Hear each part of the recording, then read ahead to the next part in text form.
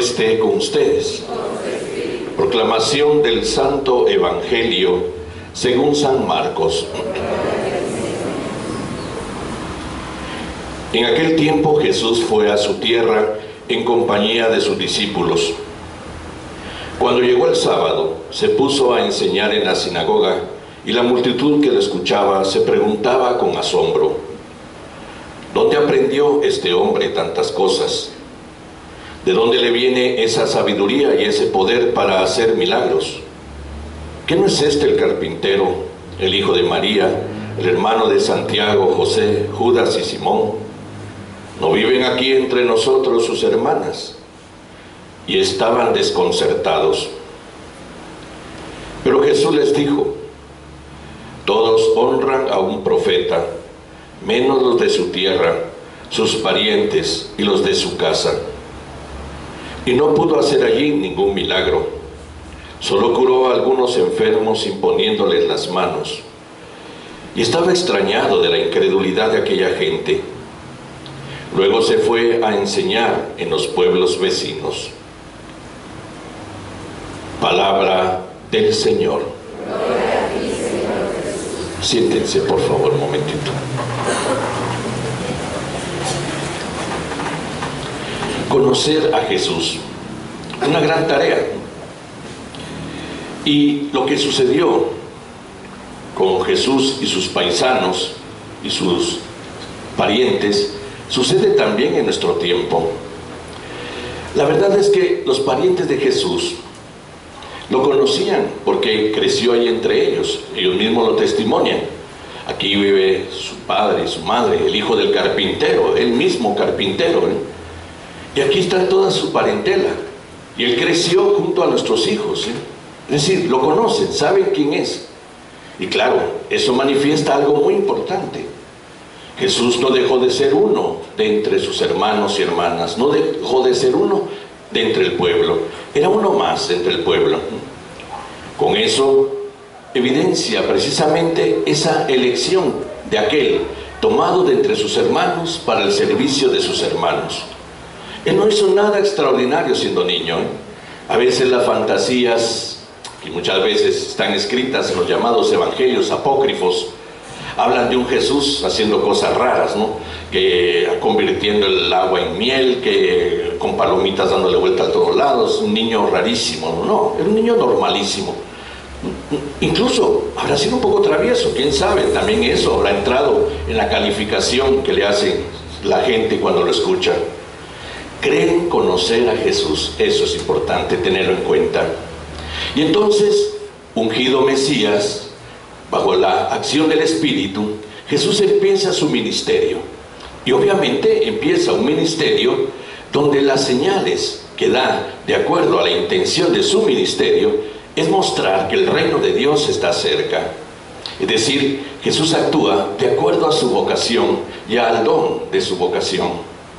Y por lo tanto, es obvio, no presentará algo de acuerdo a lo que ya estaban habituados sus hermanos y hermanas, sus parientes, Presentará algo distinto, presenta el reino de Dios. Y ahí viene lo primero, No es un rabí cualquiera. No es un rabí cualquiera. Primero porque de seguro sabían que no habrá asistido a una escuela rabínica. Era gente pobre, en primer lugar. Los rabinos cobraban carísimo las enseñanzas, Segundo, una sabiduría. ¿De dónde le viene? Si este ni siquiera fue a la escuela, si este ni siquiera tuvo una instrucción precisa como para convertirse en un maestro, en un rabí. Entonces, ¿cómo es que habla tantas cosas nuevas? Porque tampoco es que vino a repetir como perico las mismas cosas de los rabinos sobre la ley, sobre los profetas, sobre el Deuteronomio, sobre las leyes y todo lo demás. No, vino a presentar algo nuevo, vino a presentar el reino de Dios. Y hablaba, como decían sus mismos paisanos, los que lo escuchaban en Galilea, hablaba como quien tiene autoridad, no como los escribas y los fariseos. Pero los suyos, que dicen conocerlo, lo rechazan, lo rechazan. ¿Por qué? Porque dicen conocerlo. Y así pasa con muchos cristianos de nuestro tiempo. Creen conocer a Jesús.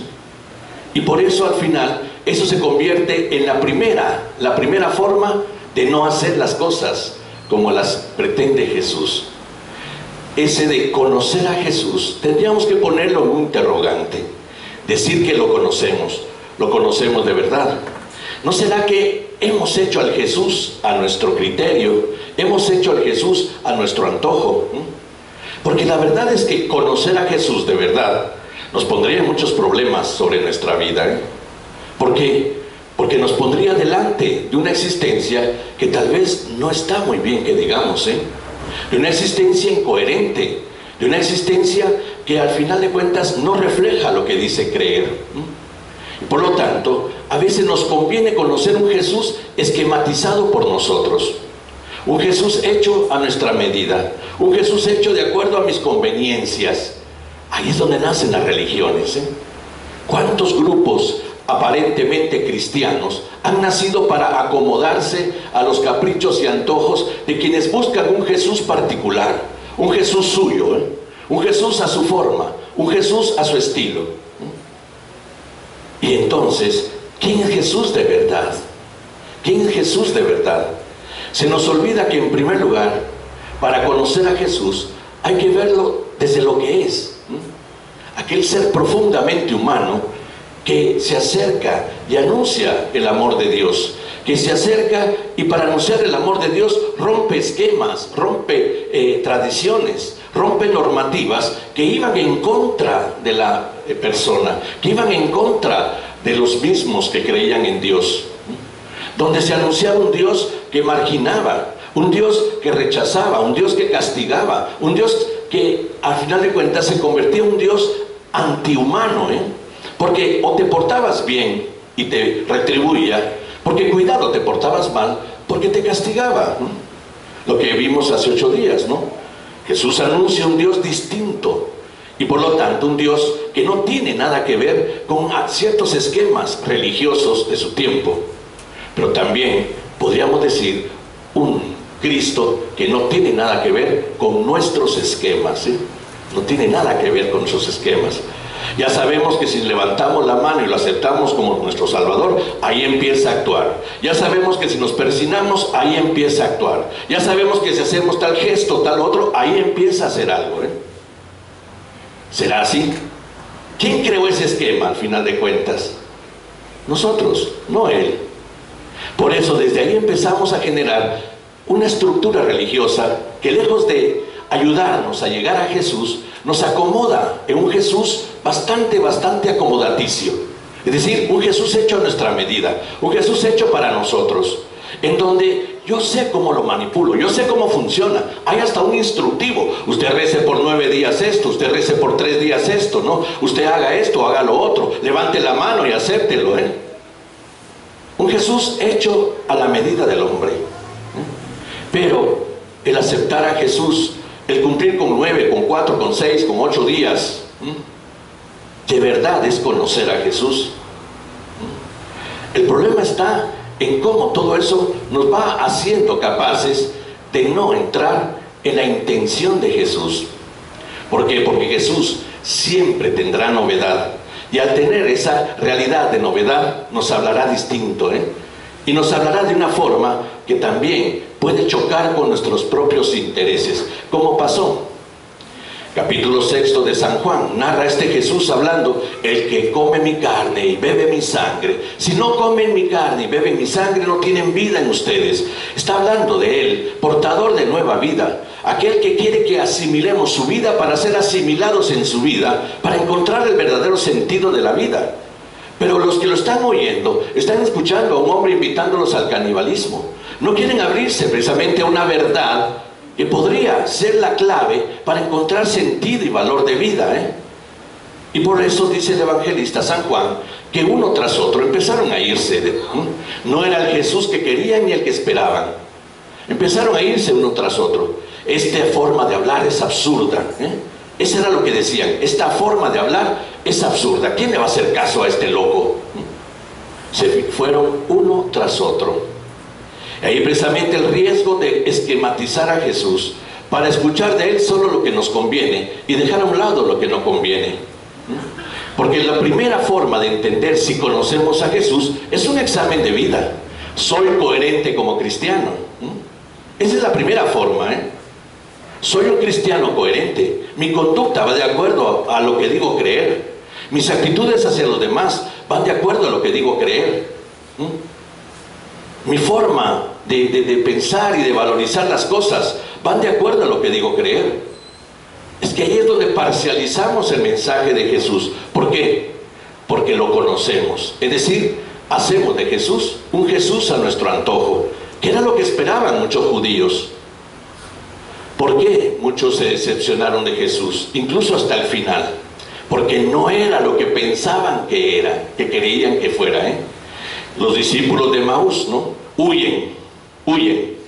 Y cuando este personaje, Jesús mismo, se acerca al lado de ellos para hablarles, ellos le cuentan lo que pasó. Y ahí está la clave.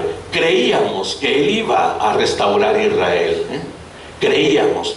Es decir, siempre lo mismo, ¿no? Nosotros creíamos que iba a hacer esto, que iba a hacer lo otro, que me iba a cumplir milagrito, que me iba a cumplir tal favorcito, que me iba a hacer esto. Creíamos.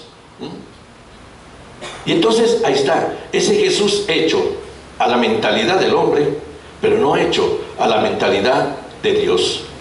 Por eso Jesús sabía que nos iba a costar creer en Él, y que nos cuesta creer en Él. Claro que sí. No es solo de levantar la mano. Sabía que nos iba a costar creer en Él. Y por eso un día dijo, no, miren, tranquilos, la obra de mi Padre no consiste en que aumenten oraciones, devociones, actitudes, gestos, no. Consiste en que me crean y punto, Abran sus oídos, abran su mente. La acción del Espíritu va a hacer que lo comprendamos todo, como hizo con los discípulos el día de la resurrección. Entendieron todo, pero solo fue cuando Jesús les donó el Espíritu. Y ese Espíritu ya ha sido donado a nosotros desde el día de nuestro bautismo. Para entender a Jesús, entenderlo, y no entenderlo como un ser mágico, mitológico, simplemente religioso, lleno de definiciones. Porque los que hemos estudiado teología, a veces nos ha dado la impresión que la teología también es una forma de poner a Jesús debajo del microscopio y estarlo viendo de puntitas en puntitas, ¿no? De pedacitos en pedacitos, para generar una definición de Jesús. Pero no, ¿puede ayudarnos? Sí, claro, es necesario un estudio sobre Jesús, un estudio serio, abierto. No un estudio donde yo busque el Jesús que quiero, o que yo construya el Jesús que me da la gana. Es un estudio abierto, precisamente a conocerlo y asimilarlo como tantos. Y entonces desde ahí descubrirlo como quien es, maestro de vida. Solo desde el momento en que entendemos a Jesús como aquel que vino a enseñarnos a vivir, desde entonces nos abrimos a la posibilidad de entender a Jesús para asimilarlo y hacerlo vida. Y hacerlo por encima de devociones, por encima de intenciones, por encima de conocimientos religiosos sobre Jesús, donde a veces eso es lo que nos hace alejarnos más de Él, y que se evidencia claramente cuando nuestra vida y nuestra fe van separadísimas, van separadísimas. Qué fácil es creer en Jesús y seguir haciendo lo que me dé la gana, pero creo en Jesús porque me dijeron que con solo creer era suficiente. Al final Él murió por mis pecados presentes, pasados y futuros. Haga lo que haga, ya me salvó. Y entonces el Evangelio, ¿para qué sirve? ¿Y para qué Él nos invita a no condenarnos? Precisamente porque echamos a perder la salvación dada el día de nuestro bautismo. ¿Por medio de qué? Por medio de vivir una experiencia que se llama reino de Dios. Y desde ahí empieza a tener sentido nuestra vida. Desde ahí empieza a colocarse en nosotros aquella verdad que da sentido y valor a la existencia. Y por lo tanto, entonces, desde ahí empezamos a conocerlo de verdad. Los discípulos de Jesús también fallaron con Él, decían conocerlo, y el día en que lo apresaron y lo colgaron en la cruz como un fracasado, como un tonto Mesías más que se hizo pasar por Salvador y Redentor de Israel, también lo dejaron. Nosotros creíamos que iba a ser esto. Nosotros pensábamos que era un profeta en obras y palabras y cosas por el estilo, pero nunca cayeron en la cuenta de que Jesús anunciaba la novedad del reino de Dios, que no estaba esquematizado por los criterios de una religión que al final de cuentas se ha vuelto hasta opresiva, pesada. Ustedes, decían los fariseos, hacen pesadas cargas y las ponen sobre las espaldas de su gente, pero ustedes ni con un dedo las mueven. Ustedes son unos hipócritas, ¿eh? Una religión que al mismo tiempo se ha vuelto antidios, por mucho que surgiera de Dios, porque presentaba un Dios tan opresivo que no era el Dios de Jesús. Jesús vino a hablar de un Dios tan distinto, un Dios que ama, un Dios que está con todos, un Dios que no discrimina, un Dios que no margina a nadie, un Dios que precisamente llama a todos hacia la verdad, para que por la verdad descubran el sentido de la vida. ¿Y quién es el portador de la verdad? Jesús mismo. Por eso cuidado con tener la arrogancia de decir, sé quién es Jesús, conozco a Jesús, porque desde el momento en que Jesús no se vuelve motivo de vida, no lo conocemos. Desde el momento en que Jesús se convierte solo en un ente religioso destinado a escuchar para pedir, para hacer favores y milagros, lo he parcializado. Él no se niega a nosotros. Voy a estar contigo todos los días hasta el final. Camino contigo, estoy contigo. Es aquel que anima, es aquel que levanta, es aquel que da razones de vida y da esperanzas de vida, sí. También, ¿por qué no sigue obrando entre nosotros con esas maravillas milagrosas que obró en su tiempo, pero que no son la razón por la cual Él nos pide creer en Él? Él nos pide creer en Él porque Él es portador de vida. Esta es la voluntad de mi Padre, el que cree en mí, que tenga vida y la tenga en abundancia. Vida en abundancia. Preguntémonos sobre nuestras tristezas, sobre nuestros miedos, sobre nuestras frustraciones, sobre nuestros sentimientos de inseguridad, sobre nuestros cargos de conciencia, sobre nuestros escrúpulos. Y entonces vamos a decir si de verdad estamos diciendo que creemos en Él, porque entonces no hay vida en abundancia en nosotros. La vida en abundancia es aquella que nos va haciendo entender la vida desde un concepto de libertad, desde un concepto de paz, desde un concepto precisamente de construcción de felicidad, día a día. Y el día en que eso lo echamos a perder, preguntémonos si de verdad conocemos a Jesús.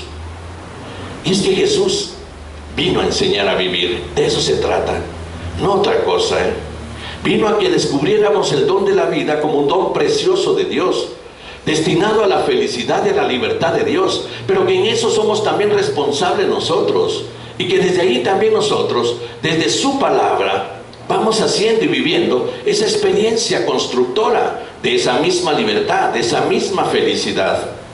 El reino de Dios se evidencia desde un quehacer que precisamente nos hace a nosotros corresponsables en los mismos dones que esperamos: paz, justicia, libertad, felicidad. Entonces decimos que conocemos a Jesús cuando nuestra vida está viviendo las enseñanzas de Jesús, que es distinto. A mí qué me importa si tenía pelo largo o pelo corto, si tenía barba o no tenía barba, si era canche o era trigueño. ¿Qué me importa? Si era chiquito, era alto, era bajo. Eso no me importa. Él era un israelita más y habrá tenido la fisonomía de un israelita más. Punto. Era uno entre sus hermanos. Para ser elegido de entre sus hermanos, para ser Mesías y Señor. Elegido de entre el pueblo al servicio del pueblo. Ahora, ¿cuál es el imperativo que da Dios cuando consagra a Jesús Mesías, después de que sale del Jordán? Este es el Hijo amado. Escúchenlo. Ese es el imperativo. No dice récenle, escúchenlo. Escúchenlo. Y entonces, no sé por qué, a partir de eso, como que no nos cayó muy bien la cosa, porque escucharlo es ponernos delante de la vida como la ha pensado Dios, en el diseño de vida de Dios para cada uno de nosotros, manifestado en Jesús como anunciador del reino. Y a veces va contra nuestros intereses, a veces va contra nuestras flojeras, a veces va contra la cobardía de no enfrentar nuestros errores y de no enfrentar nuestros defectos para corregirlos. Pero creemos que porque le vamos a rezar y porque le tenemos devociones, ya todo está, o porque levanté la mano, ya todo está arreglado. Escúchenlo. El escuchar es una comprensión de algo que Él trae especialmente para nosotros. Y la comprensión de algo especial para nosotros es la vida. Jesús es portador de vida, maestro de vida. Por eso es que la falta de fe de sus paisanos lo bloqueó, se admiró, y su falta de fe impidió que Jesús se manifestara como quien era, Solo curó a unos enfermos, más de alguno que le dijo, sí, yo creo en ti. Pero ahí se quedó Jesús. Lo que hace entender Marcos es el contraste con lo de hace 8 días, ¿se acuerdan, no? La fe de la enferma de hemorragias, que con solo tocar el manto me voy a curar, y la fe de Jairo, que al final se mantiene firme en la esperanza de que su hija sea resucitada. Y el contraste es con los suyos. Los suyos no. Los suyos no tuvieron fe y Jesús se bloqueó por la falta de fe de los suyos. Y es que somos corresponsables. Me abro al Señor, pido que aumente mi fe, que refuerce mi fe. A veces me cuesta creerte que me pidas esto. A veces me cuesta llegar a la radicalidad con que el Evangelio me habla y me invita a vivir, Pero es más fácil generar un Jesús esquematizado desde la religión, como un Jesús que atiende precisamente días, fechas, devociones, que el Jesús de la verdad, que nos invita a vivir y nos provoca y nos reta a la vida. Por eso la pregunta de hoy es la misma que se hicieron los suyos en su tiempo. ¿Conozco a Jesús? ¿No será que a veces en la soberbia religiosa lo decimos que sí lo conocemos? Yo creo que un verdadero teólogo, y los hay, y muy santos, nunca podrán definir a Jesús, y ellos mismos nos lo dirán, delante de la profundidad de sus estudios. Habrán llegado a ciertas cosas hermosas sobre Jesús, y nos las habrán transmitido, Habrán llegado a ciertas verdades que nos han ayudado precisamente a descubrir a Jesús en nuestra vida. Pero yo te aseguro que ninguno de ellos podrá decir, te definí a Jesús al 100%, te lo conozco al 100%. Sería una soberbia enorme, sería una arrogancia enorme. Pero para decir que conocemos a Jesús, basta que yo compruebe mi vida, que vivo como Él me enseña. Entonces sí conozco a Jesús. He venido a que tengan vida y la tengan en abundancia.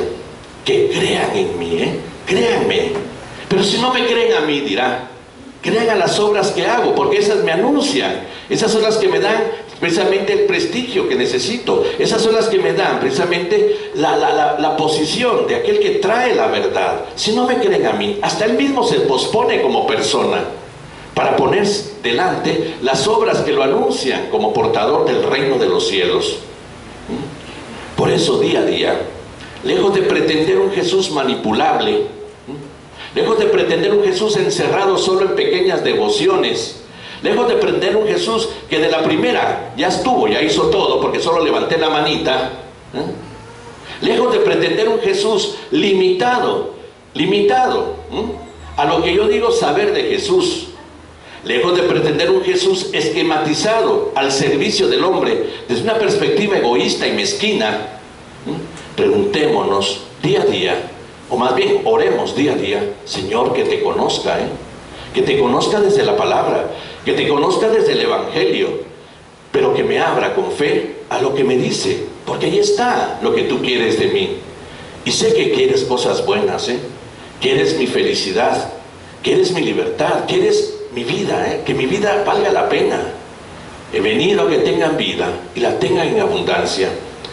Y seguirá estando al lado nuestro, seguirá realizando maravillas, no porque está ligado a que en 9 días, en 3 días, en 5 días, en 40 reenvíos o en levantaditas de mano, no, sino porque ama. Y el dueño de su amor, libre en su amor, actuará de acuerdo a la libertad del amor. Por eso hará cosas buenas por nosotros también. Y ahí la confianza de los santos de nuestro tiempo. La confianza de los santos, que no son precisamente figuras prefabricadas, rarísimas, no, personas como nosotros que se encaminaron en la aventura de Jesús, aún contra sus propios criterios, contra sus propios deseos, aún contra su propia forma de pensar de Jesús. Lo reconocieron por la fe, lo reconocieron por la docilidad en creer en Él, lo reconocieron porque pudieron precisamente abrirse a ese Jesús que venía a transformar las vidas, para darle sentido. Por eso vuelvo a repetir, cuando querramos definir a Jesús, No lo definamos desde la perspectiva de una sabiduría bíblica, teológica, no. Definámoslo desde la conducta. Hago lo que Él me pide que haga. Amo como Él me dice amar. Actúo como actúa Jesús. Ahí está el verdadero conocimiento de Jesús. Porque el actuar de Jesús es precisamente la garantía de ir construyendo el diseño de vida del Padre que ha puesto en nuestras manos. Y para tranquilizarnos nos dirá: ustedes sigan adelante, progresen, busquen el reino de Dios y su justicia. Lo demás se les va a dar por añadidura. Vamos a confirmar nuestra fe.